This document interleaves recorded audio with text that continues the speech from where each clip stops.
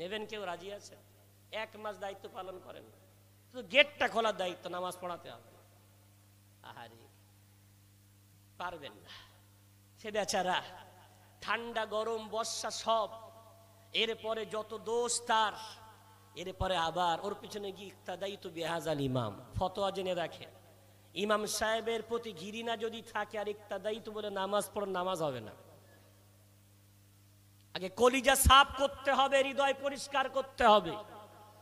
এখন সেই বেচারা ইমাম সাহেব নিয়ে প্রশংসা করছে, খুব ভালো লাগলো। কেন প্রশংসা তো করে না। এই শাবান মাসে দেখবেন মাঝে মাঝে কিছু গ্রামের মানুষ সবরসানিতে করিয়ে নেয়, জায়েজ না জায়েজ ফতোয়া শুনতে চাবেন না। এখন বাপ মা মারা গেছে, একটু সবরসানি, শাবান মাস ইত্যাদি একটু সবরসানি হচ্ছে। তো যুবকরা ক্যারাম বোর্ড খেলছিল, বলছে হুজুর আপনার তো সিজন চলছে, এমন চড়ান চড়াতে হবে বিয়াদবটাকে, প্যান করে পেশাব করে পানি নেয় না। কথা বুঝতে পারছেন? ওই ইমাম সাহেব টিটকিরি কেটে বলছে আপনাদের সিজন চলছে। কেন না, একটা জায়গায় সবরসানি করে ওই ধার দিয়ে গেছে, আবার একটা জায়গায় যাচ্ছে, তো টিটকিরি কেটে বলছে সিজন চলছে। তো ইমাম সাহেব যদি কেউ মানুষ একটু 2 টাকা দেয়, তোমার কলিজায় জ্বালা করে। তো যখন গ্রামে যখন ডায়রিয়া হয়, একটা ডাক্তার 3 জায়গায় সেলাইন চালায়, দেখে তো বলো না ও ডাক্তার তোমার তো সিজন চলছে? কোনদিন বলো? ডাক্তারকে দেখতে পাও না, মাস্টারকে দেখতে পাও না, ইমাম সাহেব দেখলে কলিজায় জ্বালা চড়ে। আহারে, ওই ইমাম সাহেবের প্রশংসা হচ্ছে, শুনে খুব খুশি, বলছে এত সুন্দর ইমাম পেয়েছি না, একদম কাবা শরীফের মতো নামাজ পড়াচ্ছে। যাক, সেক্রেটারি, সভাপতি, কেশিয়ার নামাজ পড়ে মোসাফা করে কথা না বলে বাড়ি যায় না। 1 মাস মতো ভালোই চলেছে। হঠাৎ এক জুমা ইমাম সাহেব মনে করছে তাই তো, আমি শুধু দানের ফজিলাত বলছি, কালেমার ফজিলাত বলছি, নামাজের ফজিলাত বলছি, আমার তো ভুল হয়ে যাচ্ছে, নাজিরা হচ্ছে না, সতর্ক করা হচ্ছে না। এবার ইমাম সাহেব মেম্বারে দাঁড়িয়ে বলছে, আমার এলাকায় যারা ইন্টারেস্টের সঙ্গে যুক্ত, সুদের সাথে যুক্ত, লোনের সাথে যুক্ত, রব্বুল আলামিন তাদের বিরুদ্ধে যুদ্ধের ঘোষণা দিয়েছে। আমার আল্লাহ পাক কোরআন 3 পারা 6 পৃষ্ঠা সূরা বাকারা, আল্লাহ বলেছেন ইয়া আইয়ুহাল্লাযীনা আমানু, হে ঈমানদার বিশ্বাসীরা, ইত্তাকুল্লাহ, আল্লাহকে ভয় করো, ওয়াদারু মা বাকিয়া মিনার রিবা ইন কুনতুম মুমিনিন, বিশ্বাসী যদি হয়ে থাকো অবশ্যই সুদি কারবার থেকে নিজের দামানটা গুটিয়ে নাও। ফাইল্লাম তাফআলু, যদি সুদি কারবার না ছাড়ো, ফাযানু বিহারবিম মিনাল্লাহি ওয়া রাসূলি, প্রস্তুত হয়ে যাও আল্লাহর সাথে তার নবীর সাথে যুদ্ধ করার জন্য। ইমাম সাহেব যেই সুদের বিরুদ্ধে হুঙ্কার দিয়েছে, আজকে জুমার নামাজের 2 রাকাত ফরজের সালাম ফেরানোর পর সেক্রেটারি একদিক দিয়ে লাফ মেরে দৌড়াচ্ছে, সভাপতি দৌড়াচ্ছে, কেশিয়ার দৌড়াচ্ছে। তো একটা মুসল্লি বলছে কি ব্যাপার হাজী সাহেব, ইমাম সাহেব মুসাফা করবে না? রাখো তো তোমার মুসাফা, ওর আসরের মধ্যে যদি এই মসজিদ থেকে না তাড়াতে পারি, আমার নাম অমুক হাজী সাহেব না। কেন তুই কাবা শরীফের পিছনে নামাজ পড়ছিলে, একদিন তো রাগ হচ্ছে কেন তাড়াতাড়ি? এতদিন ইমাম সাহেব কলেমার ফজিলাত বলতো, হাজী সাহেবের হাতে তসবির দানা ঝোলে। তো কলেমার ফজিলাত বলতো ইমাম সাহেব খুব ভালো, দানের ফজিলাত বলতো, কৌটায় 50 টাকা করে জুমার দিনে দেয়, দানের ফজিলাত বলতো ইমাম সাহেব খুব ভালো। যেই বলেছে পয়সা আনো কোথা থেকে, অর্থাৎ সুদি কারবার আর চলবে না, এখন দেখে গেছে। আসরের মধ্যকে বিদায় জানিয়ে তারপরে অন্য কাজ। হ্যাঁ, ওই সমাজের উন্নতি হবে, ওই সমাজ কোনোদিন পরিবর্তন হবে, ওই সমাজের মধ্যে কোনোদিন কি পরিবর্তন আসবে না। না না, ইমাম সাহেবকে ভালোবাসতে গেলে কণ্ঠ দেখে নয়, তারা তেলাওয়াত দেখে নয়। আপনার যদি ভালোবাসাটা আল্লাহর জন্য হয়, আমার রাসূল হাদিসের মধ্যে বলেছেন আল হুব্বু ফিল্লাহ আল বুগযু ফিল্লাহ, দুনিয়ার কোনো বান্দা যদি আল্লাহর জন্য ভালোবাসা স্থাপন করতে পারে, আল্লাহর জন্য যদি নারাজ হয়, আমি রাসূল বলে দিলাম ফাকাদ ইস্তাকমালাল ঈমান, ওই বান্দাটা তার ঈমানকে পরিপূর্ণ করে নিয়েছে। একটু জোরে বলা যাবে না সুবহানাল্লাহ? কিন্তু এতদিন ভালোবাসতো স্বার্থ ছিল বলে, স্বার্থ যেই হারিয়েছে, ইমাম সাহেব খুব রাগ। না, ওই মেম্বার থেকেই পরিবর্তন হয়েছে আমার সমাজ। বিশ্ব নবী রাসূল কারীম সাল্লাল্লাহু আলাইহি ওয়াসাল্লাম যতদিন বেঁচে ছিলেন, ওই মেম্বার থেকে আমার রাসূল যেমন হকের কথা বলেছেন, আমার রাসূল তেমন বাতিলের বিরুদ্ধে হুঙ্কার ছড়েছেন। একদা আমার রাসূল বললেন চুরি করলে তার হাতটা কেটে নেওয়া হবে। ঠিক এমন সময় মদিনার এক সম্ভ্রান্ত মহিলা, সে চুরি করে ফেলেছে, এখন তার যদি হাত কাটা হয়, মুসলমানের মনে হয় মান সম্মান আর থাকবে না। সাহাবাদের মধ্যে কোনো ঘাসা হচ্ছে, ওই মহিলার যদি হাত কাটা হয়, দেখো না সমাজে খুব সম্ভ্রান্ত ঘরের মেয়ে ছেলে, দেখো না অন্য কোনো রাস্তা আছে কি না সব, কিন্তু বিশ্ব নবীর কাছে যাবে কে? কেউ সাহস পাচ্ছে না। উসামা বিন যায়েদ রাদিয়াল্লাহু তাআলা আনহুকে সাহাবারা যা হোক করে রাজি করে বলছে, তুমি একটু গিয়ে বলো না রাসূল কারীম তোমাকে নাতি ছেলের মতো ভালোবাসে, তুমি কি একটু হাত ধরে বলবি আর রাসূল একটা আবদার রাখবেন, আপনি নাতি হই। তো ওসামা গিয়ে হাত ধরে যেই বলেছে, রাসূল বলেন কি বলতে চাও? বলে ইয়া রাসূলুল্লাহ, ওই মহিলাটাকে হাত না কাটলে অন্য কিছু করলে হতো না। বিশ্বনবী একেবারে বেদানার মতো লাল হয়ে গেলেন। কি বললে ওরে ওসামা, আমার কাছে তুমি এই ব্যাপারে সুপারিশ করতে এসেছো? শুনে নাও, আমি রাসূল মসজিদে নববীতে দাঁড়িয়ে বলে দিলাম, ওই চুরিত ওই মহিলাটা শুধু নয়, আমার মেয়ে ফাতেমাও যদি চুরি করতো, আমি মুহাম্মদ আমাকে যে হাত ধরায় আমার বেটি ফাতেমার হাতগুলো কেটে দিতাম। একটু জোরে বলা যাবে, আমি রাসূল আমার বেটির হাতটা কেটে দিতাম। বিশ্বনবী দেখেন দানের ফজিলত যেমন বলেছে, অন্যায়ের বিরুদ্ধে তেমন হুঙ্কার শুনেছে। বিশ্বনবীকে দেখে দেখে সাহাবারা নকল করেছে। খলিফা নির্বাচিত হলেন আবু বকর সিদ্দিক, সময় বেশি দিন পেলেন না, মাত্র 2 বছর দুনিয়া থেকে চলে গেলেন। এবার খলিফা হলেন ওমরে ফারুক, চেনেন না সবাই?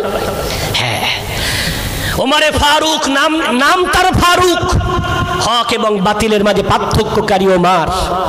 এখন উনি যেই খলিফা সিলেক্ট হয়েছেন, গোটা মদিনার মানুষ নিস্তব্ধ, ভয়ে আতঙ্কিত, বলে আর বাইরে বসা যাবে না, আর বাইরে ঘোরা যাবে না। দেখেন না হুজুরদের দেখে মহিলা ঘোমটা দেয়, দেখেছেন না? কেন বলেন দিন? ওরা মনে করে হুজুর গেলেই আল্লাহ দেখতে পায়, আর হুজুর চলে গেলে আমার আল্লাহ ঘুমিয়ে পড়ে, নাউজুবিল্লাহ। এত বড় বিয়াদব। জি, তো হুজুর দেখলে ভয় লাগে, ওমরে ফারুক খলিফা হয়েছে। গোটা মদিনার মুনাফিক যারা সবাই আতঙ্কিত, এবার যদি কোনো অন্যায় ধরা পড়ে ওমর কাউকে ছাড়বে না, ওই জন্য বাইরে কেউ বার হয় না, প্রয়োজন ছাড়া কেউ বাইরে ঘোরাফেরা করে না। গোটা মদিনা একটা নিস্তব্ধ পরিবার হয়ে গেছে। হঠাৎ ওমরের কানে আওয়াজ এলো, ওমরে ফারুক জানেন নাকি আপনি খলিফা হওয়ার পর গোটা মদিনা আতঙ্কিত। ওমরে ফারুক বিশ্বনবীর মেম্বারে দাঁড়িয়ে জুমার দিনে বলছে, ও মদিনার মানুষেরা, যারা আমার সম্বন্ধে শুনেছো, আমি ওমর বিরাট রাগী, বিরাট ভয়াবহ। তবে শুনে নাও, যেটা শুনেছো খুব কমই শুনেছো, আরো ভালো করে শুনে নাও। আমি ওমর তার চেয়ে আরো বেশি ভয়াবহ। আমার সামনে যদি হকটাকে কেউ মারিয়ে দেয় আর বাতিলের সঙ্গে কেউ বন্ধুত্ব করে, আমি ওমর ওই বান্দার এই মুখটাকে ফাঁক করে এক চোয়ালে রাখবো ডান পা, অপর চোয়ালটা বাম হাত ধরে টেনে ধরবো, আর তাকে বলবো হক মানবি কিনা বল, হক মানবি কিনা বল। যতক্ষণ হক না মানবে, ভাই বাবজি আমার, তোমারে ফারুক বললেন খুব কমই শুনেছো, যদি শুনতে পাও, আমি ওমর যদি শুনতে পাই যে আমার সমাজে কেউ হকটাকে মারিয়ে দিচ্ছে আর বাতিলের সাথে আপোষ করছে, আমি তাকে এমন শাস্তি দেব। আর যদি কেউ হককে মেনে নেয়, অন্যায়টাকে ছেড়ে দেয়, আমি ওমর তার জন্য এমন নরম হয়ে যাব, আমার মতো কমল, আমার মতো নরম কোন দুনিয়ায় অদ্বিতীয় কেউ হতে পারবে না। জোরে বলা যাবে। ওমরে ফারুক মেম্বারে নববীতে দাঁড়িয়ে অঙ্গীকার করে বললেন, বাতিলের জন্য আমি বিরাট ভয়ঙ্কর, তবে হকের জন্য আমি ওমর এত নরম হব, আমার মতো দৃষ্টান্ত কেউ রাখতে পারবে না। হ্যাঁ, ওমরে ফারুক বুঝিয়ে দিয়ে গেছেন কেন কেন তিনি দুনিয়ার কাউকে অনুসরণ করতেন না, তিনি অনুসরণ করতেন বিশ্বনবী মুহাম্মদ আরবি সাল্লাল্লাহু আলাইহি ওয়াসাল্লামকে। এখন ওমরে ফারুক হকের জন্য এত নরম হতে পারে, একটাই উদাহরণ আপনাদের সামনে তুলে ধরি। ওমরে ফারুক একদা তার গোলাম আসলামকে নিয়ে বলছেন, গোলাম আসলাম চলো না, চলো একটু বাইরে থেকে ঘুরে আসি। গোলাম আসলামকে নিয়ে ওমর হাত ধরে যাচ্ছে। যেতে যেতে দেখেন মরুভূমিতে একটা তাবু ফেলা, তাবুর বাইরে একটা কাঠ দিয়ে ধোঁয়া উঠছে। ওমর ফারুক বলছেন, মনে হয় কোনো কাফেলা রাত্রে যেতে পারেনি, এখানে পাড়াও ডেলেছে, এখানে অবস্থান করছে, হয়তো বেলা হলে চলে যাবে, চলো তো দেখে আসি তাবুতে কারা আছে। ওমর ফারুক গিয়ে সালাম দিলেন। তাঁবুর মধ্য থেকে একটা মহিলার কণ্ঠ ভেসে এলো। ওমরে ফারুক অনুমতি নিয়ে ভিতরে প্রবেশ করলেন গোলাম আসলামকে নিয়ে। ঢুকে দেখে এক মহিলা বাচ্চাগুলোকে বুকে জড়িয়ে সান্ত্বনা দিচ্ছে, আর পাশে একটা হাঁড়িতে উনানের উপরে কি একটা রান্না চলছে। ওমরে ফারুক মহিলাটাকে বলছে, বোন, বাচ্চাগুলো কি এত সময় ধরে কাঁদছে, তুমি ওদেরকে সান্ত্বনা দিচ্ছ, হাঁড়িতে কি রাখছ, একটু দাও না, দিতে পারো না? যেই বলেছে, মহিলা তখন হাঁড়ির উপর থেকে সরাটা ফেলে দিয়েছে, দিয়ে দেখে তাতে শুধু পানি ছাড়া আর কিছু নেই। ওমরে ফারুকের মেজাজ তো জানেন, 2 নম্বরই সহ্য করতে পারে না। এত রেগে গেছে, চিৎকার করে বলছো, রে বোন, এত কচি কচি মাসুম বাচ্চাগুলোকে তুমি পানি ছাড়া, তোমার হাড়িতে কোনো খাদ্য নাই, তুমি এমন করে ঠকাও, এই পাওয়ার তোমাকে কে দিয়েছে? এমন 2 নম্বরই করা হিম্মত তোমাকে কে দিয়েছে? ওমরে ফারুক যত মেজাজ নিয়ে তাকে ধমকি দেয়, মহিলাটা উল্টো ধমকি দিয়ে বলে, কে গো তুমি? আমার তাঁবুতে ঢুকে আমাকে জ্ঞান দাও। আমার সম্বন্ধে তুমি জানো নাকি আমি এক বিধবা নারী, আমার স্বামী নাই, বাচ্চাগুলোকে দেওয়ার মতো আমার তাঁবুতে কিছু নাই, আমি এভাবে বাচ্চাগুলোকে সান্ত্বনা দিচ্ছি, কেন খাওয়ানোর মতো আমার তাঁবুতে কোনো খাদ্য নাই। যেই বলেছো মা, তখন একটু ঠান্ডা হয়ে গেছে। ওমর বলছো, রে বোন, তুমি কেন আমিরুল মুমিনের কাছে গিয়ে বলো না, এত অভাব যখন তোমার, তুমি কেন একটু গিয়ে জানিয়ে আসো না? যেই বলেছে তোমারে ফারুক, এ কথা শোনার সাথে সাথেই, ওমরে ফারুকের এই কথা শোনার সাথে সাথেই মহিলাটা এবার গম্ভীর মেজাজ নিয়ে বলছে, কিয়ামতের দিন ওই আমিরুল মুমিনিনকে আল্লাহর সামনে দাঁড় করাবো, আর আমি মহিলা আল্লাহর সামনে দাঁড়িয়ে তার বিরুদ্ধে নালিশ জানাবো যে মুসলমানদের নেতা হয়েছিল, অথচ মুসলমানদের কত করুণ অবস্থা খোঁজ খবর রাখতো না, কোনোদিন এসে জিজ্ঞাসা করে যায় না, আমিরুল মুমিনিন আমার তাঁবুতে কত অভাব, আমি কেন তাকে জানাতে যাব যে মুসলমানদের নেতা হবে? তার তো উচিত তারপরে যারা সুখে আছে না দুঃখে আছে, এটা তারই খোঁজ খবর নেবার দরকার। এই বলে মহিলা যখন কথা বলছে, আসলাম তখন বলতে যাবে কি, কার সামনে কথা বলছো জানো? ইনি আমিরুল মুমিনিন, কিন্তু ওমরে ফারুক আসলামের হাতটা টিপে দিয়ে বললেন, বলো না, ও আমাকে চিনতে পারেনি, বলতে দাও। এইভাবে যখন মহিলা বলছে কিয়ামতের দিন আল্লাহর সামনে ওমরকে দাঁড় করিয়ে দেব, ওমর আর দাঁড়িয়ে থাকতে পারলেন না, তাঁবু থেকে বার হয়ে বিরাট বেগে দৌড় শুরু করেছে। দৌড়াচ্ছে ওমর, আসলাম পিছন পিছন দৌড়ায়, ওমরের সাথে দৌড়ে পারে, গিয়ে দেখে সোজা গিয়েছে বাইতুল মাল যেখানে রাখা, সেখানে ঢুকে ওমরে ফারুক বস্তা বাহির করেছে, কিছু খাদ্য দিয়েছে, কিছু সুন্দর পোশাক তার মধ্যে ভরেছে, যতটুকু দেওয়ার মতো সব ভরে দিয়ে বস্তার মুখটা বেঁধে এবার চাগানোর চেষ্টা করছে, এত ভারী হয়েছে চাগাতে পারছে না। তো গোলাম আসলামকে বলছে, আসলাম একটু চাগিয়ে দাও না, আমার পিঠে তুলে নি। তো আসলাম বলছে, মনিব জাহাপনা আমিরুল মুমিনিন, এটা মানাই, আমি আপনার গোলাম দাস, আর বস্তাটা আপনার পিঠে তুলে দিলে মানুষ কি বলবে, আপনি মুসলমানদের নেতা, মানাই না, বস্তাটা আমার পিঠে তুলে দেন, আমি নিয়ে যাচ্ছি, কোথায় নিয়ে যেতে হবে বলে। যেই বলে ওমরের চোখ দিয়ে ঝরঝর করে পানি গড়িয়ে পড়ে, ও বাবা আসলাম, কি বললে তুমি? আমার এই বস্তা তোমার পিঠে নিয়ে যাবে? ও বাবা বলো না, বলো না, কিয়ামতের কঠিন ময়দানে যদি তোমার আমিরুল মুমিনিন ওমর এই নেতা যদি গুনার বোঝা চাগাতে না পারে, ও গোলাম আসলাম বাবা বলো না, কিয়ামতের দিন ওমরে ফারুকের গুনার বোঝা তুমি একটু পিঠে করে চাগিয়ে নিয়ে যাবে? আসলাম তখন ঝরঝর করে কাঁদে আর বলে, না না না, কিয়ামতের দিনে কেউ কারোর গুনার বোঝা তুলবে না, বরং আপন আপন গুনাহ ছাড়া অন্য কারোর গুনার দিকে কেউ তাকাবে না, নিজের সওয়াব ছাড়া অন্য কোনো নেকির কথা কেউ কাউকে ভাববে না। হ্যাঁ হ্যাঁ হ্যাঁ, কিয়ামতের দিন কেউ কারো গুনার বোঝা চাগাবে না।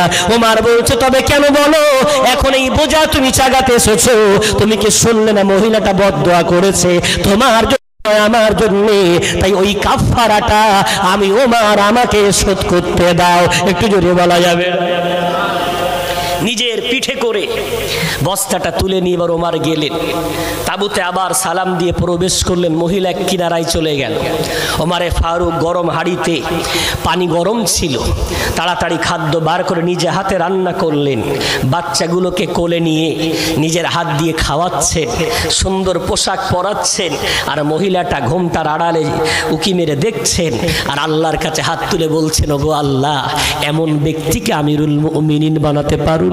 যেটা বলা যাবে, ও আল্লাহ, এমন মানুষ মানুষ চাইতো মুসলমানদের নেতা হলে অনেক ভালো হতো, এমন মানুষ চাইতো মুসলমানদের নেতা হলে সমাজের অনেক শান্তি আসতো। আল্লাহ এই মানুষটাকে তুমি আমিরুল মুমিনিন বানাতে পারোনি। ওমরের চোখ ভরা পানি, খুব কষ্ট করে চোখের পানি আটকায়। গোলাম আসলাম আবার বলতে যাবে কি, বলে না বলো না, ও আমাকে চিনতে পারিনি, বলো না বলো না। সমস্ত বাচ্চাগুলোকে খাদ্যগুলো খাওয়ালো, সুন্দর পোশাক পরালো, পরানোর পরে বলছে বোন এখনো কিছু খাদ্য আছে রেখে গেলাম, খেয়ে নিও, বাকি খাদ্যগুলো রান্না বাড়া করে বাচ্চাগুলোকে খাইও। ওই সময় মহিলাটা বলছে ও ভাই কে গো তুমি, এত দয়া তোমার, আমার তাবুতে এসে রান্না করলে, আমার বাচ্চাগুলোকে বুকে জড়িয়ে নিলে, আমার বাচ্চাগুলোকে সুন্দর পোশাক পরালে, কে গো তুমি? তোমার মতো মানুষ তো মুসলমানদের নেতা হওয়ার দরকার। ওমরে ফারুক নিজের পরিচয় না দিয়ে বলছেন না গো বোন, না গো না, আমি অন্য কেউ নই, সাধারণ আল্লাহর বান্দা। তবে কোনোদিন যদি রাজ দরবারে যাও এই ভাইটার সাথে রাজ দরবারে দেখা হয়ে যাবে। একটু জোরে বলা যাবে? তবুও বললেন না, তিনি আমিরুল মুমিনিন। কি বললেন? কোনোদিন রাজ দরবারে গেলে দেখা হবে এই ভাইটার সাথে। আর আমার সমাজের নেতারা রসুলকে মানে না, আমার সমাজের নেতারা ইসলাম ভালোবাসে না, তাদেরকে নেতা বানিয়ে দিয়েছেন। সারা বছর খুঁজে পাওয়া যায়, ইলেকশনের সময় এসে বলবে এই দেবো এই দেবো, আর 5 বছর গুগল সার্চ করলে খুঁজে পাওয়া যাবে না ও গ্রামে আছে নাকি। কথা বুঝতে পারছেন? এখন নেতা বানিয়ে দিয়েছেন, এরপর ওর আর কোনো পাত্তা নেই। এবার দেখবেন অনুষ্ঠানের সময়টামায় গ্রামে কোনো প্রতিবাদ সভা হচ্ছে অথবা কোনো অনুষ্ঠান হচ্ছে, 500 আলু, 300 গ্রাম ডাল, 200 গ্রাম চাল, একটা প্যাকেজ বানিয়ে এরকম হাতে তুলে দেয়, ফটোতল ফটোতল ফটোতল। হ্যাঁ, ও যে কি কামাই করেছে দেখাতে হবে না? এতদিন ধরে কুইন্টাল কুইন্টাল জাতির চাল ওর পেটের মধ্যে পচে আছে, জাতির টেরফলের টাকা, ঘরের টাকা সব ভক্ষণ করেছে, আর 500 গ্রাম চাল দিতে ফটোতল ফটোতল। ও নেতা দেখাতে হবে না? আহারে, আমার মুসলমান যদি ওমরে ফারুকের মতো নেতা আবার ফিরে পেত, এই জাতির মেরুদণ্ড আবার সোজা হয়ে যেত। জোরে বলা যাবে? ওমরে ফারুক রাদিয়াল্লাহু তাআলা আনহু ওই গোলাম আসলামকে নিয়ে তাবু থেকে বার হলেন। পাশের এক উপত্যকায় বসে ওমরে ফারুক বলছে গোলাম এখানে একটু বসে। বলে কেন, চলেন না চলে যাই। বলে না বসে এবার আসমানের দিকে হাত তুলে ওমরে ফারুক কাঁদছে, দাঁড়ে বলছেন ওগো আল্লাহ, ওই তাবুটা একটু দেখো না, ওই তাবু থেকে একটু আগে আমার বিরুদ্ধে তোমার কাছে বদদোয়া জমা হয়ে আছে। একটু আগে আমার বিরুদ্ধে বদদোয়া করে করে বলছিল এমন মুসলমানদের নেতা খোঁজ খবর নেয় না, কত বদদোয়া ওই মজলুমা নারীটা তোমার কাছে জমা করে দিয়েছে। ও আল্লাহ, এই মুহূর্তে তাকিয়ে দেখো না, ওই মহিলাটাই এখন আমার জন্য দোয়া করছে, ওই পরিবারটা এখন আনন্দে আত্মহারা হয়ে আছে। আল্লাহ, চোখের পানিগুলো, বদদোয়াগুলো তোমার কাছ থেকে মুছে দাও, আর এখন আনন্দটাকে, দোয়াটাকে তোমার দরবার আল্লাহ তুমি কবুল করে নাও। একটু জোরে জোরে বলা যাবে? ওমরে ফারুকের ফিকির ছিল যে আমি একদিন দুনিয়া ছেড়ে চলে যাব, নিয়ে যাব কি এই মজলুমের বদদোয়া যেন নিয়ে না যায়।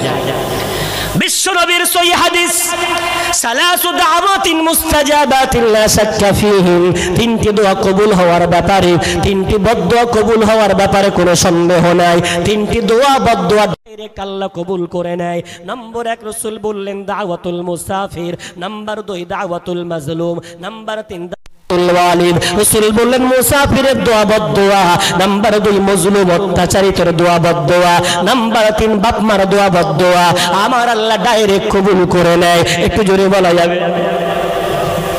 কবরে কি নিয়ে যাব? ভাই বাবজি, এখন তো দোষ শুধু বক্তাদের, দোষ তো শুধু আলেমদের, দোষ তো পীর সাহেবদের। কথাই কথাই বলে এখন আর সমাজে কোনো পরিবর্তন হয় না, এখন বক্তাদের দ্বারাই সমাজে কোনো পরিবর্তন নেই, এখন আর জলসায় কোনো লাভ নেই, এখন পীর সাহেবদের কথাই কোনো তাসির নেই, এই নেই ওই নেই। দেখবে না বিরাট বড় দুটো কান, এই দুটো কানের জন্য দেহটা যে কত বড় দেখতে পায় না। তো বাঙালির বুঝদারের দুটো এত বড় বড় কান, ও নিজের অন্যায় দেখতে পায় না, অন্যের অন্যায় দেখতে পায়। কথা বুঝতে পারছে? কষ্ট নেন না যেন, শুধু কথাই কথাই বলে। এখন আর সবাই পরিবর্তন হয় না।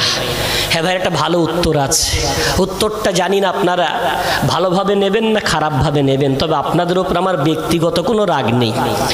গত কয়েক বছর ধরে আসবো হচ্ছে, তারপরেও কোনো একটা কারণে ভেস্তে যাচ্ছে। এবারও তো যেতে যেতে যা হোক করে আল্লাহ আবার আসার তৌফিক দিয়েছে। তো কোনো রাগ নেই, তবে উত্তরটা খুব চমকপ্রদ, খুব মজাদার উত্তর। আলী রাদিয়াল্লাহু তাআলার উত্তরটা দিয়েছেন। আলী রাদিয়াল্লাহু তাআলা আনহুকে উনি যখন তার খেলাফত মদিনা থেকে স্থানান্তরিত করে কুফায় নিয়ে গেলেন, তো কুফার মানুষ আলীকে বলছে, আলী, আবু বকরের জামানায় দেখো কি শান্তি, ওমরে ফারুকের জামানায় দেখো ইসলামের কত বাড়াবাড়ি, এক এলাকা থেকে অপর এলাকায় ইসলাম প্রবেশ করলো। উসমান গনির জামানাতেও ভালোই শান্তি ছিল, লাস্টের দিকে সমস্যা হয়েছে। আর তোমার জামানায় শুধু যুদ্ধ যুদ্ধ, অশান্তি অশান্তি। এই জঙ্গে জামাল হলো আয়েশা রাদিয়াল্লাহু তাআলা আনহার বিরুদ্ধে, এই জঙ্গে সিফফিন হলো আমিরে মুআবিয়ার বিরুদ্ধে। এত ফিতনা তোমার জামানায় কেন? তো আলী বলছে উত্তরটা দেব। তো কুফার মানুষ বলছে দেন না, দেওয়ার জন্য তো প্রশ্ন করলাম। আলী রাদিয়াল্লাহু তাআলা আনহু বললেন, ওরে কুফার মানুষেরা, আবু বকর সিদ্দিক রাদিয়াল্লাহু তাআলা আনহুর জামানায় কেন শান্তি থাকবে না? তার জামানায় শান্তি এই জন্যই ছিল, আবু বকর সিদ্দিক রাদিয়াল্লাহু তাআলা আনহুর উপদেষ্টা মণ্ডলী যারা ছিলেন তাদের মধ্যে আমি আলী মুরতাদা একজন ছিলাম। ওমরে ফারুকের জামানায় কেন শান্তি থাকবে না? ওমরে ফারুকের ডান হাত আমার মতো আলী কাররামাল্লাহু ওয়াজহু ছিলেন। উসমান গনির জামানায় কেন শান্তি থাকবে না? তার জামানা আমি ছিলাম উপদেষ্টা মণ্ডলীদের মধ্যে। কিন্তু দুর্ভাগ্য আমার জামানায় সাহাবাদের সংখ্যা কমে গেছে। আমার আশেপাশে যারা আছো তোমাদের মতো একদল মুনাফিক, তাই আমার জামানায় এত ফিতনা ফাসাদ। তাদের জামানার সাথী ছিল সাহাবা, আর আমার জামানার সাথী হলো তোমাদের মতো মুনাফিক। কুফার মানুষ তখন চাকুম চাকুম করছে, তো কি বললো। ভাই ভাবছি আমি বিরাট বড় আল্লাহর ওলিদেরকে দেখিনি, তবে গলদাস সুবি সাহেব হুজুরকে খুব কাছ থেকে দেখেছি, পানিগড় হাফেজ সাহেব হুজুরকে খুব কাছ থেকে দেখেছি। আমি ছোটবেলায় দেখতাম ওনাদের জলসা যখন নামতেন, নামার আগে একদল বিড়িখোর হুজুরের হাত দিয়ে হাত ধরে বলতেন, হুজুর জীবনে আর বিড়ি খাবো না। একদল বেনামাজি হাতে হাত দিয়ে বলতেন, হুজুর তওবা পড়িয়ে দেন, আজ থেকে জীবন আর নামাজ কাজা করবো না। জোরে বলা যাবে না? তো শ্রোতা বলছে, হুজুর আমাদের তোটাই দাবি, তাদের দ্বারাই সমাজে পরিবর্তন হতো, আপনাদের দ্বারাই হয় না, ওইটাই তো বলতে চাচ্ছি। উত্তরটা শুনে নেন। তাদের জামানায় মানুষ তওবা করত, বায়াত হতো, জলসা থেকে নামার আগে মানুষগুলো প্রভাবিত হয়ে তাদের কথায় পরিবর্তন হয়ে যেত। কারণটা জানেন? এই কারণটা সে যুগের পীর সাহেবদের কৃতিত্ব না, এই কৃতিত্ব হলো কবরস্থানে শুয়ে থাকা ওই বাপ মা গুলোকে আল্লাহ জান্নাত নসিব করে দেন। এই কৃতিত্বগুলো হলো সেই যুগের বাপ মাদের। একটু জোরে জোরে বলা যাবে না?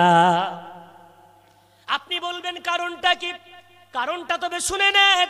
ভারতবর্ষের জগৎ বিখ্যাত আল্লাহর ওলি গরিবে নওয়াজ খাজা মুঈনুদ্দিন চিশতি আজমিরি রহমাতুল্লাহ আলাইহি 3 বছর আম্মার কাছ থেকে চলে গেলেন ইসলাম প্রচার করার জন্য।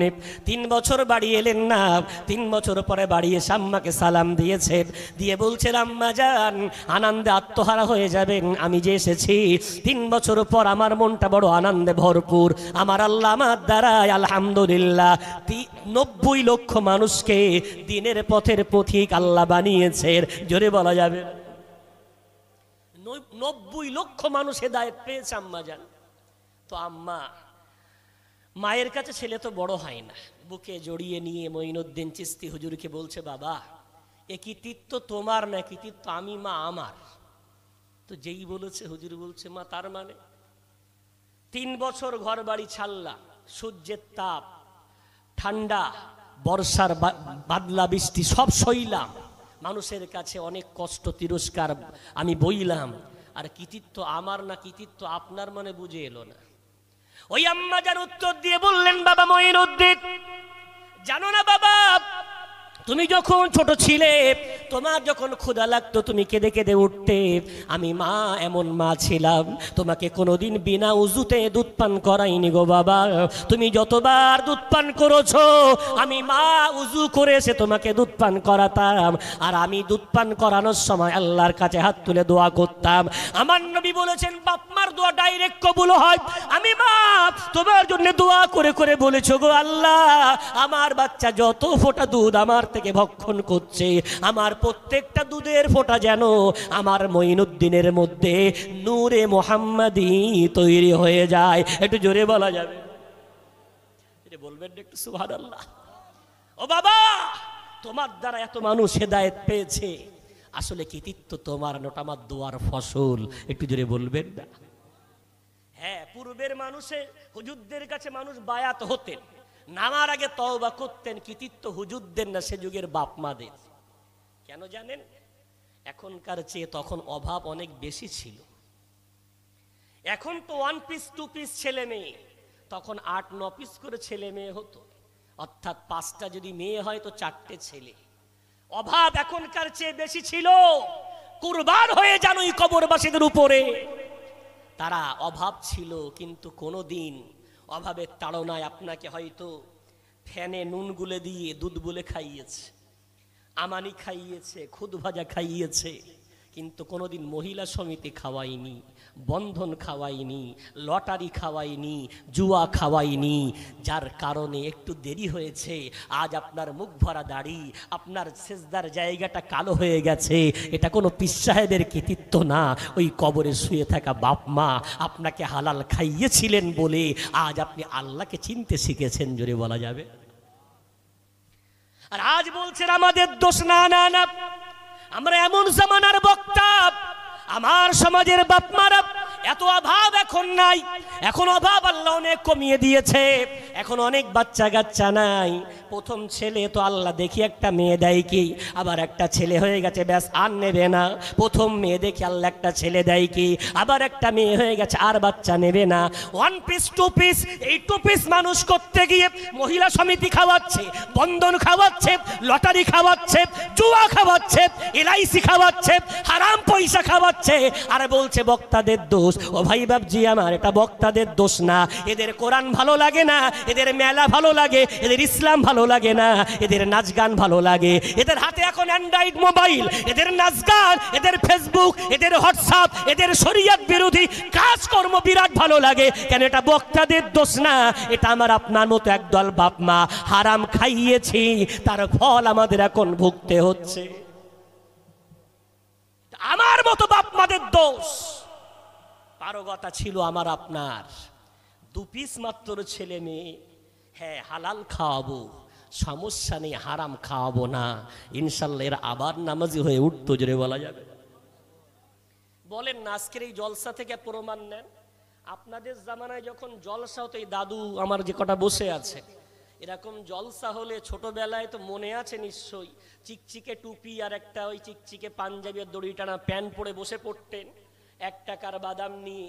এখানে মশার কামড় খাবে, এখানে ঘুমাবে, তবু আচ্ছা বাড়ি যাবে না। কেন? গ্রামে একটা সভা বলে কথা, বাড়ি যাওয়া যায়? এখানে ঘুমাবে।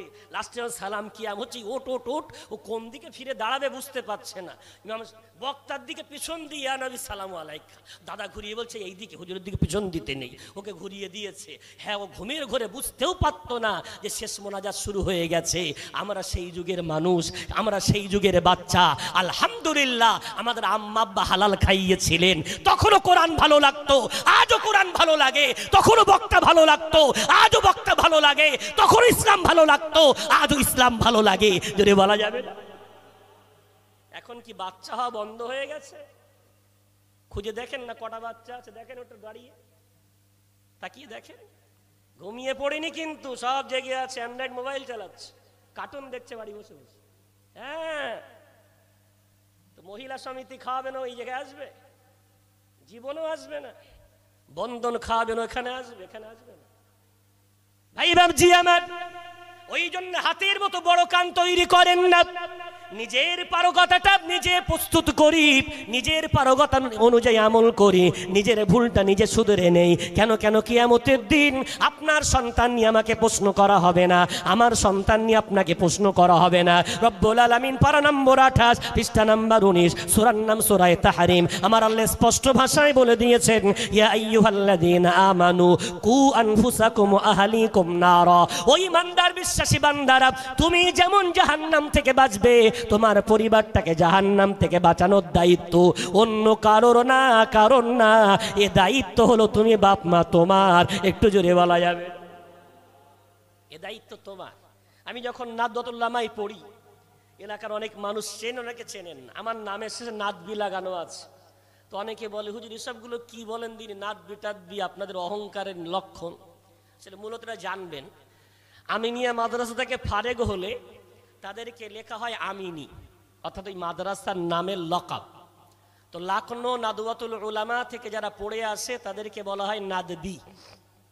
আমি যখন ওখানে পড়ি, তো এই হাদিসটা আমার ওস্তাদ পড়াচ্ছেন, আল্লাহ তার কবরটাকে জান্নাতের ফুল বাগিচা বানিয়ে দিন।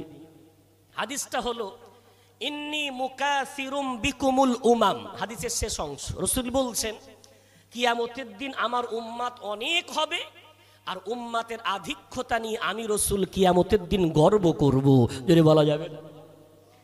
তো হুজুর হাদিসটা পড়িয়ে ব্যাখ্যা করে, তো তরজমা করে বলছেন, বাবারা বলো তো এই হাদিসের ব্যাখ্যা কি হতে পারে। তো আমরা যেমন ছাত্র, তো আমরা বলছি হুজুর এর অর্থ মনে হয় মুসলমান যেন কোনোদিন বাচ্চা কাচ্চা নেওয়া বন্ধ না করে, যত হয় হোক, কেন উম্মাত বেশি রাসূল কারীম গর্ব করবে। তো হুজুর কখনো অট্টহাসি দিতেন না, মুচকি মুচকি হাসতেন। তো মুচকি এসে বলছেন, বাবারা তোমরা ছাত্র, তো ওই উত্তরটাই দিতে আমিও জানতাম, তবে মূলত ব্যাখ্যা এটা নয়। বলে আবার হুজুর বলছেন, বলো তো কোনো বাপের 4টি ছেলে, বড়টা ডাকাত, মেজোটা চোর, সেজোটা মাতাল, আর ছোটটা ভালো। এখন এই বাপের কোনো বন্ধুর সাথে বিথারি বাজারে দেখা হয়েছে, বন্ধু বলছে, ভাই তোমার তো 4 ছেলে, কোন ছেলেকে নিয়ে গর্ব হয়? কোন ছেলেটার নাম নেবে গো? কোনটার নাম নেবে? ছোটটা। বড়টার নাম নেবে না? মেজোটার নাম নেবে না? কেন নেবে না? জন্মদাতা বাপ। অথচ গর্বের বিষয় আসলে ভালোটার নাম নেয়, অর্থাৎ কর্ম খারাপ হলে বাপও তাকে নিয়ে গর্ব করে না।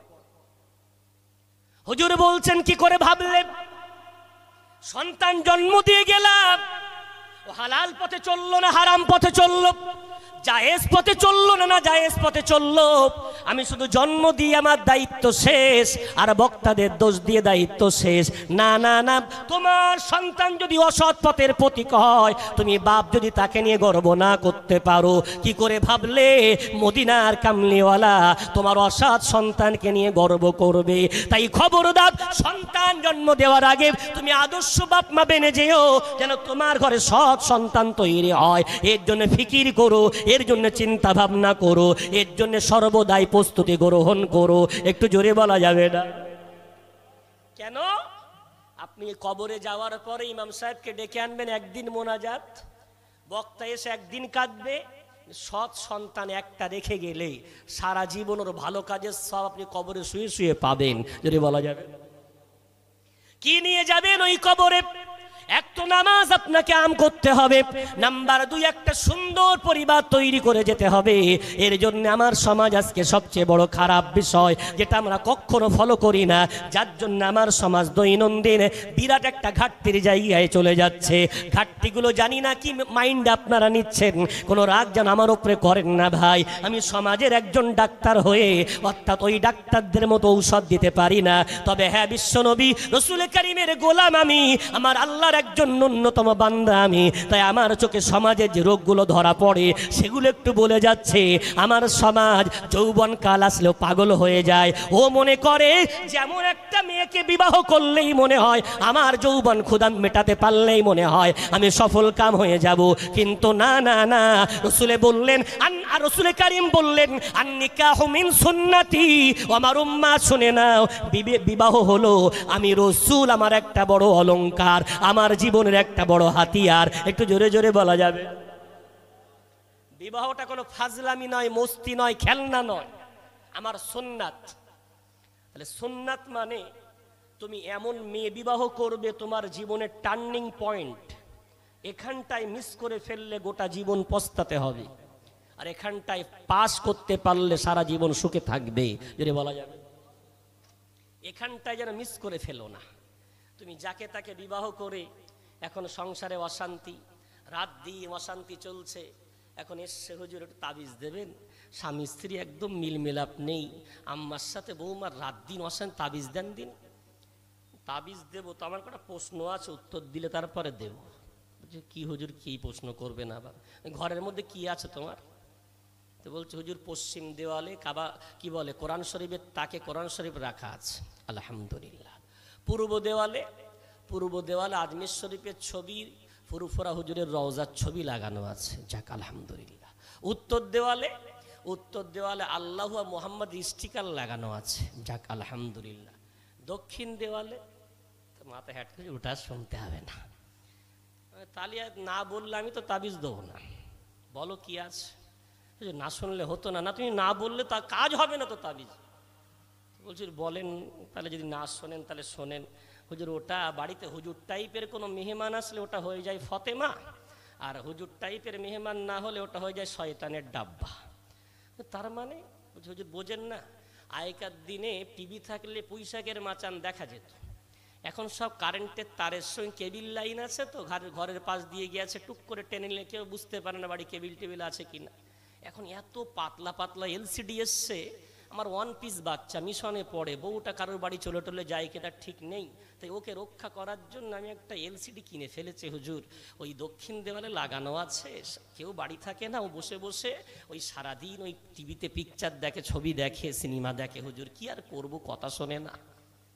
আচ্ছা বলছে হুজুর টাইপের কেউ আসলে ওর উপরে ওন্না চাপিয়ে দিই, তো হুজুর মনে করে ফতেমা মনে হয় পর্দার মধ্যে লুকিয়ে আছে। আর হুজুর যেই চলে যায়, তো আমার বউ রিমোট নিয়ে কোন চ্যানেলে কখন সিনেমা হয়, মাঝে মাঝে খাদ্য খেতে গেলে টেস্ট খারাপ হয়, বকি যেই বলে তুমি রাখো তো, রান্নার সময় পাইনি, সংসারে এত কাজ তোমার কাজটা কর। আরে সিরিয়াল দেখতে হয় সারাদিন 8টা 10টা করে, কাজ কই মানে। আর বাড়ি আসলে তোমার ভোতম প্যাঁচার সাথে আমার সংসার হয়ে জীবনটা একেবারে তছনছ। ভোতম প্যাঁচা বলে কেন, বড় বড় শাহরুখ খান, সালমান খান, হেভি হেলথি, দেখতে সুন্দর নায়কদের দেখে, ওর এই ভোতম প্যাঁচার দেখতে ভালো লাগে না। তো বাস তো ফেলেছো তুমি নিজেই, তাবিজ নিতে এসছো। আমি তখন বলছি ভাই, কোনোদিন শোনোছো গরুর গলায় তাবিজ ঝুলিয়ে দিয়ে কোনো গরু মানুষ হয়ে গেছে? বুঝো তা তো হবে না। গাধার গলায় তাবিজ ঝোলালে মানুষ হবে? বুঝো তাও হয়। তাহলে শোনো, তোমরা নিশ্চয়ই শুনে থাকবে, মহিলারা ফতোয়া চায় যে কোরআন যদি হাত থেকে পড়ে যায় কি কাফফারা দেব, বলে না? তা আমরা ফতোয়া দেই, কোরআন কেউ ইচ্ছাকৃত ফেলে না, অনিচ্ছায় পড়ে গেলে কোনো কাফফারা নেই। তারপরেও শোনে না, বলে হুজুর একটুখানি বলেন না, খুব কষ্ট হচ্ছে, হাত থেকে জপাত করে পড়ে গেল। তুমি মন না চায় তুমি দান করো, সমস্যা নেই। তো বলছে হুজুর হ্যাঁ তো করে তো, যদি কাফফারা যদি কোরআন পড়ে গেলে দিতে হয়, কোরআন যদি পা দিয়ে চটকায় তাহলে কি কাফফারা দেবে? হুজুর আমার বাড়ি ওরকম কেউ নেই। নেই মানে তুমি বললে কি করে? যে ঘরে কোরআন রাখা আছে সেই ঘরে রাত দিন তুমি সিনেমা দেখছো, ওই কোরআন হাত থেকে ফেলা নয়, ওই কোরআন পা দিয়ে চটকানোর সমতুল্য অপরাধ তুমি করছো। তুমি বলছো হুজুর তাবিজ দাও, কোনোদিন তোমার ঘরে তাবিজে কোনো কাজ হবে না। একটা তাবিজ কেন, গোটা কোরআন যদি তোমার স্বামী স্ত্রী গলায় ঝুলিয়ে দেই, কোনোদিন ওই সংসারে শান্তি আসবে না। কারণটা তোমার ঘরে ওই যে শয়তানের ডাব্বা ঝুলিয়েছো, ওটা আগে ফেলে দাও বান্দা, এটা তোমার পারগতার মধ্যে, এটা ফেলে দাও, রহমত আমার আল্লাহ নাজিল করে দেবে। একটু জোরে বলা যাবে? ও টিভি সরাবে না, ও বলেন না এত মহাব্বত, টিভি ছাড়তে পারবে না, অন্য কিছু বলেন, হ্যাঁ ও টিভি ছাড়বে না। সমাজের পরিবর্তন হবে। কথায় কথায় বলছে হুজুর 12টা বেজে গেল, যে কিরম 12টা বাজলো, ঘড়ি কাটা ফাস্ট নাকি আপনাদের? এই দেখে এত তাড়াতাড়ি 12টা বেজে গেল। ভাই বাবজি আমার সময় তো শেষ হয়ে গেছে, আলোচনা শেষ করতে চাইছি। বলছে হুজুর রাম মন্দির অন্য কোথাও বানাতে পারতো, মসজিদটা ভেঙে বানাতে হলো। তাই বলছি ভাই রাম মন্দির বানিয়েছে, মসজিদ ভেঙে তো খুব কষ্ট হচ্ছে, তোমার বাড়ি মন্দিরটা কে বানিয়েছে? যেই বলেছে হুজুর আমার বাড়ি কোনো মন্দির নেই, বলছে আছে, বলছে আল্লাহর কসম নেই। যত বলি তত বলে আল্লাহর কসম নেই। আমি বলছি আছে। ওই রাম মন্দিরে হয়তো কোনো যাত্রী যখন শরণার্থী সেখানে যায়, এক রামলালার মূর্তি দেখতে পাই। তোমার বাড়ি শয়তানের ডাব্বা যে তুমি ঝুলিয়ে রেখেছো, এটা একটা রামলালা না, কত রামলালা তোমার বাড়ি রাত দিন ড্যান্স করছে, আর তার সামনে তোমার ছেলেটা, তোমার মেয়েটা, তোমার স্ত্রীটা পূজা করছে, অর্থাৎ তার প্রতি আকৃষ্ট হচ্ছে। ওখানে শুধু রামলালার প্রতি শিরক করে, আর তোমার ঘরে হাজার হাজার রামলালা প্রতিদিন তোমার ঘরে আসছে। তুমি আগে এই মন্দিরটা ভেঙে ফেলো, ওই মন্দির নিয়ে আমার আল্লাহ ভেবে রাখবেন, ওই মন্দির নিয়ে তোমাকে ভাবতে হবে না। তোমার তোমার ঘর থেকে মহিলা সমিতির মন্দির তুমি ভাঙো, তোমার ঘর থেকে বন্ধনের মন্দির তুমি ভাঙো, তোমার ঘর থেকে জুয়ার মন্দির তুমি ভাঙো, ইনশাআল্লাহ দুনিয়ার অন্য মন্দিরগুলো আমার আল্লাহ দেখে নেবে। একটু জোরে বলা যাবে? আজ আমরা মার খাচ্ছি অন্য কোনো কারণে নয়, আমরা আমাদের সমাজকে পঙ্গু করে ফেলেছি। ইসলাম এই মাথায় টুপি দেওয়ার নাম না, ইসলাম শুধু এই মুখে দাঁড়িয়ে রাখার নাম না, ইসলাম শুধু জলসা দেওয়ার নাম না। রাসূল কারীমের হাদিস, আহাব্বুল আ'মালি ইলাল্লাহি আদওয়ামুহা ওয়া ইন কাল্লা, অল্প হোক কন্টিনিউ করতে হবে, রেগুলার করতে হবে, সর্বদাই করতে হবে।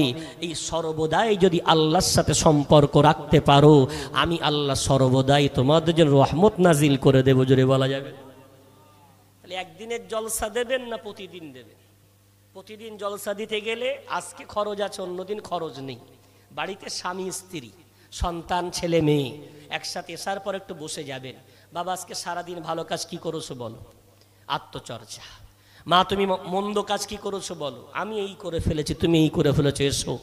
রব্বুল আলামিন বললেন, ও দুনিয়ার বান্দা বান্দিরা, ভালো কাজ জমা করে দাও, আর মন্দ কাজ যেগুলো করে ফেলেছো আস্তাগফিরুল্লাহ, আল্লাহর কাছে মাগফিরাত কামনা করো, আল্লাহর কাছে ক্ষমা চেয়ে নাও। ইন্নাল্লাহ গফুরুর রহিম, আমি আল্লাহ কথা দিলাম, মন্দ কাজের জন্য মাগফিরাত কামনা করলে আমি তোমাদের জীবনের সমস্ত গুনাহ খাতাগুলো মাফ করে দেব। একটু জোরে বলা যাবে? যত গুনাহ করেছো বেঁচে থাকতে থাকতে তওবা করে নাও। প্রবাদ বাক্যে আছে, সাপ সোজা হয় মারা গেলে, আর মুসলমান সোজা হয় কাফনে জড়ালে। ও কাফনে না জড়ানো পর্যন্ত জীবনে ভালো হবে না। কাফনে জড়িয়ে পড়েছে আর বেচার ইমাম সাহেব, ওই কিন্তু দরকার, হওয়ায় মরা ইমাম সাহেব দরকার, অথচ ওর উপরে অত রাগ। এখন একেবারে সাদা কাপড়ে ঢাকা ইমাম সাহেব বলছো, গ্রামের মানুষেরা ওঠায় বলায় চলায় বসায় বেচারা যা অপরাধ করেছে আল্লাহর রাস্তায় ক্ষমা করে দেয়। এতদিন যতদিন সোজা ছিল, পায়ে ক্ষমতা ছিল, ক্ষমা চাইনি, এখন সোজা হয়ে গেছে, ওটার ক্ষমতা নেই, এখন তার প্রতিনিধি ইমাম সাহেব বলছে ক্ষমা করে দেন। ও ভাই, ওই কাফনের কাপড় আমারও পরতে হবে, আপনারও পরতে, যখন তখন। তাই ওইখানে সোজা হওয়ার আগে আগে এই হাঁটুতে বল থাকতে থাকতে, দেহতে ক্ষমতা থাকতে থাকতে নিয়ে যাব কি কিছু কল্যাণকর কাজ, যেগুলো আল্লাহ করতে বলেছেন, আমার নবী করতে বলেছেন, আমাদের পারগতার মধ্যে যেগুলো এগুলো করি। আর যেগুলো হয়ে গেছে, মানুষ তো ভুল হবে না, গোনা হয়ে যাবে, তবে হ্যাঁ গোনা হলেই রাসূল কারীম বলেছেন আমি প্রতিদিন 70 বার, অন্য রেওয়ায়েতে 100 বার করে তওবা পড়ি। আমি নিষ্পাপ মাসুম, আমার জীবনে কোনো গোনা নেই, আমি রাসূল তারপরও 100 বার করে ইস্তেগফার করি। আমার উম্মাত তোমরা বেশি বেশি করে আল্লাহর কাছে ক্ষমা চাও, আমার আল্লাহ তোমাদের ক্ষমা করে দেবে। যদি বলা যাবে না? কিন্তু আমরা ক্ষমা চাই কই? আমাদের ইস্তেগফার পড়ার পরিবেশ নেই, সারাদিন পরচর্চা, মসজিদে বসে বসে তসবিহ পড়ছে, বলছে দেখলি ইমাম সাহেব সামনে দিয়ে চলে গেল, দেখলি যত রাগ, এই মুয়াজ্জিন সাহেব দেখি সামনে চলে গেল, আর এত রাগ সামনে দিয়ে বোঝেন তা মশলা বলে যায়। আর নয় সব সমাজের রোগগুলো না বললে। রসুলের হাদিস অনুযায়ী মেরার নিষেধ। মেরার মানে কি? মেরার মানে অতিবাহিত হওয়া, মুরুর। মারের মুরুর হলো হারাম। মুরুর মানে অতিবাহিত, অর্থাৎ এটা ধরে নেন নামাজি দাঁড়িয়ে আছে আর আপনি এ পাশে বসে আছেন, এ পাশ থেকে ও পাশ যাওয়া, এটার নাম মুরুর, এটা হলো হারাম। রাসূল কারীম বলেছেন কেউ যদি জানতো কত বড় গুনাহ তো 40 পর্যন্ত অপেক্ষা করত। তো মুহাদ্দিসিন বলেন 40 মানে কি? কেউ বলেছেন 40 মাস, কেউ বলেছেন 40 বছর, কেউ বলেছেন 40 কি বলে 400 বছর ধরে অপেক্ষা করতে, ইত্যাদি ইত্যাদি বিভিন্ন ব্যাখ্যা এসেছে। তো এই যে 40 বলে রাসূল চুপ হয়ে গেলেন, আসলে এটা অতিবাহিত হওয়াটা বিরাট বড় অপরাধ। কিন্তু আপনি বসে আছেন মুসল্লির সামনে, পিছনে কেউ নামাজ পড়ছে, ওখান থেকে উঠে যাওয়া মানে এটা মুরুর হলো না, এটার নাম মুরুর না। মুরুর মানে এক প্রান্ত থেকে অপর প্রান্তে যাওয়ার নাম মুরুর। তাহলে সামনে বসে আছেন, পিছনে নামাজ পড়ছেন, উঠে চলে গেলে এতে কোনো গোনাও হবে না, শরিয়াতে কোনো নিষেধও না। আপনি সামনে আছেন, উঠে চলে গেলেন, ইমাম সাহেব জানে বলে গেছে, আরো টেটকিরি গাট দেখলি ইমাম সাহেব হয়েছে, এত ব্যস্ত, একটু 1 মিনিট দাঁড়িয়ে থাকতে পারে। কাঠি কাঠি দেওয়া শুরু করে দেন, না আপনি ইস্তেগফার করেন। আপনি কাকে ভুল ধরছেন? আলহামদুলিল্লাহ 8-10 বছর মাদ্রাসায় ডাল ঘুটে ডাল খেয়ে তারা আজকে দিনের খেদমত করছে। সম্মান করেন, তাদের কাছ থেকে মহাব্বত নেন, তাদের দোয়া নেন, তাদের সঙ্গে নিজের কথাগুলো যেগুলো জানেন সেগুলোও শেয়ার করেন, যেগুলো জানেন না সেগুলোও শেয়ার করেন। ইমামদের সঙ্গে ঘনিষ্ঠতা তৈরি করেন। রাসূল কারীমের একটা হাদিস মাথায় দিয়ে বিদায় নেব। রাসূল বললেন, কুন আলিমান, আলিম হয়ে যাও। আলেম যদি না হতে পারো, মুতাআল্লিমান, আলেমের ছাত্র হও। তাও যদি না পারো তাহলে মুস্তামিআন, আলেমের শ্রোতা হও। তাও যদি না পারো মুহিব্বান লাহুম, ওই আলেমদের মহাব্বতকারী হও।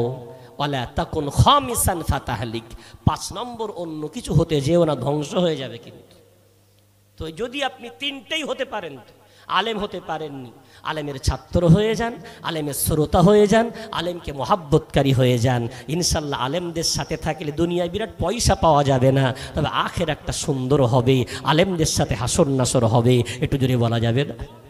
বিশ্বনবী হাদিসের মধ্যে বললেন, আর রাজুলু আলা দীনি খলিলি ফালিয়ানজুর আহাদুকুম মান ইউখালিল। আমার উম্মত কান খুলে শুনে নাও, আমি রাসূল তোমাদেরকে বলে দিলাম, প্রত্যেকটা বান্দা যাকে ভালোবাসে তার সাথে তার হাসর নাসর হবে। ওই জন্য তুমি কাকে ভালোবাসো এ ব্যাপারে বারবার তুমি চিন্তা ভাবনা করো। তোমার ভালোবাসার পাত্র যেন দুনিয়ার কোনো ফাসিক ব্যক্তি না হয়, দুনিয়ার কোনো নাস্তিক না হয়, দুনিয়ার কোনো গুনাহগার না হয়। ভালো মানুষকে ভালোবাসলে তার সাথে তোমার হাসর নাসর হবে। একটু জোরে বলা যাবে না? একটা লম্বা উদাহরণ ছিল, ঘটনাও ছিল, তবে ঘড়ির কাঁটা 12টা 5, ওই জন্য আর আমি ঘটনাটা বলতে পারছি না। তবে কোনোদিন এদিকে আসলে মনে করিয়ে দেবেন, বলবো ইনশাল্লাহ।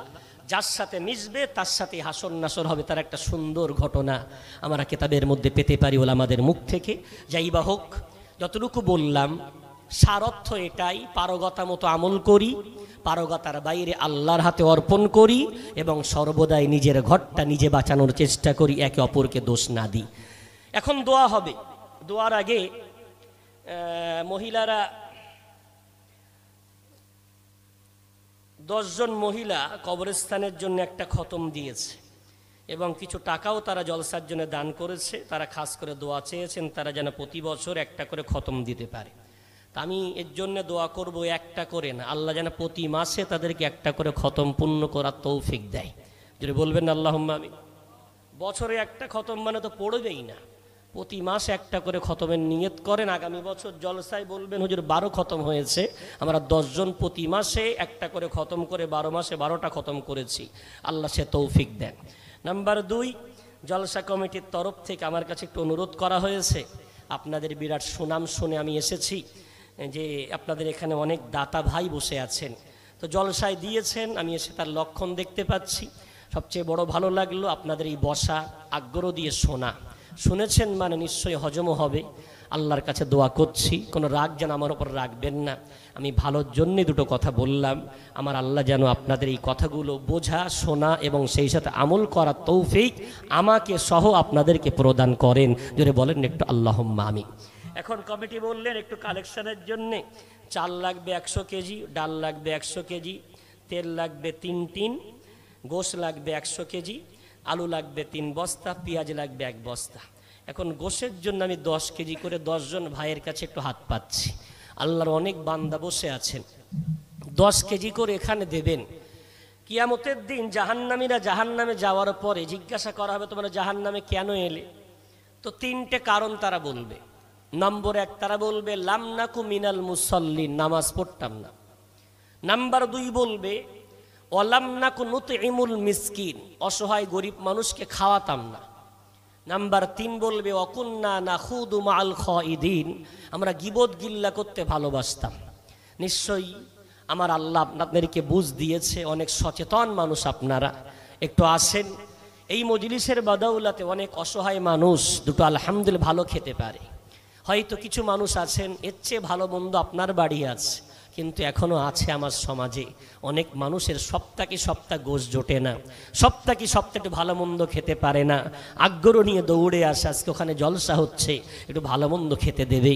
আজকে আপনার ওই খাদ্যটা একদল অসহায় মানুষ খাবে, সেই সাথে একদল দিনদার আছে, নামাজি আছে, মুত্তাকি আছে, তারা খাবে, একদল শিশু বাচ্চা মাসুম আছে তারা খাবে। এই ভালো মানুষকে খাওয়ালে ওর দেহে রক্ত তৈরি হলে ওর নামাজের সওয়াব, ওর ইবাদতের সওয়াব আল্লাহ যে খাইয়েছে তার আমলনামায় যুক্ত হবে। একটু জোরে বলা যাবে না সুবহানাল্লাহ? তো আসেন না, কে আছেন? 10 কেজি গোশ এই মজলিসের প্রথম বান্দাকে একটু হাত তুলে বলবেন না? আমি একটু প্রাণ ভরে তার জন্য দোয়া করি। আসেন না, কোনো যুবক ভাই, কোনো বন্ধু, কোনো দাতা, কোনো আজকের জলসার কমিটির কোনো সহযোগী একটু হাত তুলে। আলহামদুলিল্লাহ, এই তোমার চাচা যে প্রথমেই আর হৃদয়ের দোয়া আপনার জন্য রয়ে গেল। কি নাম চাচাজি? রফিকুল সরদার। দেখেন প্রথমেই একদম বসে আছে আর প্রথমে হাত তুলবো যে আমি 10 কেজি দেবো। তকবীর হবেন একটু, নারাই তাকবীর। হুজুর হুজুর এদিকে দেখবেন। ইয়ারুল মন্ডল। আলহামদুলিল্লাহ, ইয়ারুল মন্ডল কত দেবেন? 10। এই তো তকবীর হবে না, নারাই তাকবীর। আপনাদের তকবীর তো পোল্ট্রি মার্কা তকবীর, তো কি বলে গোশ দেয় লোক, তো জোরে হবে না, নারাই তাকবীর। আকাশ বাতাস মুখরিত করে বলেন না, নারাই তাকবীর। আল্লাহু আকবার। রব্বুল আলামিন তোমার বান্দা রফিকুল, আল্লাহ তোমার বান্দা ইয়ারুল। আল্লাহ থাকতে পারে না, রফিক মানে বন্ধু।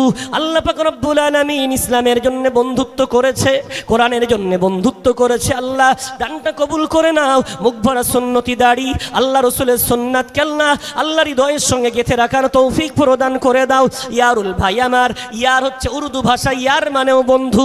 রব্বুল আলামিন তোমার বান্দা ইসলামের জন্য বন্ধুত্ব করেছে, আল্লাহ তার দানটাও কবুল করে নাও। হায়াতে কিসমতে বরকত দাও।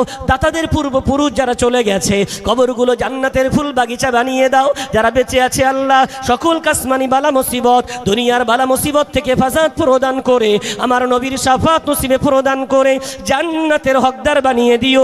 জোরে বলেন একটু আল্লাহুম্মা আমিন। হ্যাঁ বলে আলহামদুলিল্লাহ। হুজুর ইবাদুল সর্দার, উত্তরপাড়া 10 কেজি ডাল। ইমামুল ইবাদুল সরদার আলহামদুলিল্লাহ 10 কেজি ডাল দেবে।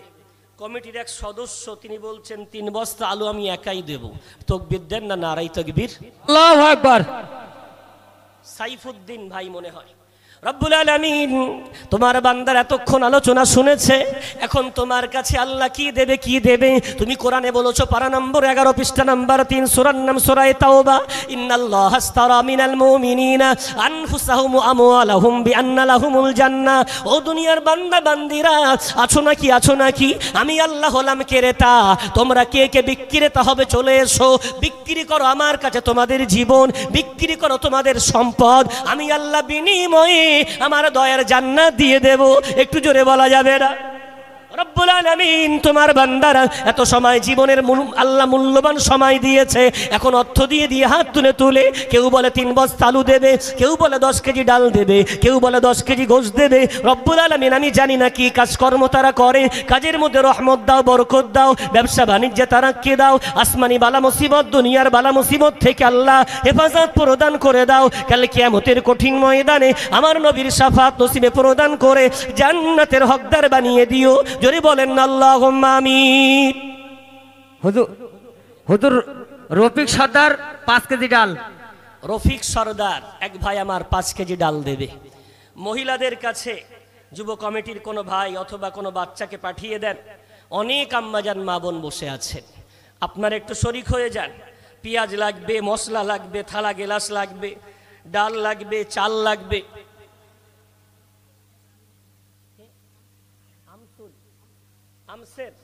আমসের ভাই এক ভাই নিয়ত করছেন 10 কেজি ডাল দেবে। রব্বুল আলামিন এক ভাই 5 কেজি, এক ভাই 10 কেজি। আল্লাহ দানগুলো কবুল করে নাও। আল্লাহ হায়াতে কিসমতে বরকত দাও, ব্যবসা বাণিজ্যে তারাক্কি দাও। আল্লাহ তার আম্মা আব্বা তার পরিবার থেকে যারা চলে গেছে আল্লাহ তাদের কবরগুলো জান্নাতের বাগিচা বানিয়ে দাও। আল্লাহ যারা বেঁচে আছে হায়াতগুলো দারাজ করো। আসমানি বালা মুসিবত, দুনিয়ার বালা মুসিবত থেকে আল্লাহ হেফাজত প্রদান করে দাও। আল্লাহ কাল কিয়ামতের কঠিন ময়দানে দাতা যখন নেকির জন্য দৌড়ায় যাবে, কেউ যখন একটা নেকি দিতে চাইবে না, আল্লাহ এই দানের সওয়াবগুলো আমলনামায় যুক্ত করে দিয়ে প্রত্যেকটা বান্দা বান্দিকে জান্নাতের হকদার বানিয়ে দিও। জোরে বলেন একটা আল্লাহুম্মা আমিন। হ্যালো হুজুর, জাহিদ সর্দার 10 কেজি ডাল, আলতা মামুন ঢালি 10 কেজি ডাল। আল মামুন ঢালি 1 বস্তা পেঁয়াজ দেবে। তাকবীর দেন না নারাই তাকবীর। আর আপনি আগে বলেন কি কি নাম বললেন? জাহিদ সর্দার 10 কেজি ডাল, আলতা মামুন ঢালি 10 কেজি ডাল। জাহিদ সরদার 10 কেজি ডাল দেবে। আলতা মাহমুদ মামুন ঢালি, আলতামুন ঢালি 10 কেজি ডাল। আলহামদুলিল্লাহ, 10 10 20 কেজি। রব্বুল আলামিন বান্দাদের দানগুলো কবুল করো। এক ভাই আমার 1 বস্তা পেঁয়াজ দেবে, দানগুলো কবুল করো। আল্লাহ হায়াতে কিসমতে বরকত দাও, সংসারে তারাক্কি দাও। আল্লাহ মাই মুরব্বি যারা চলে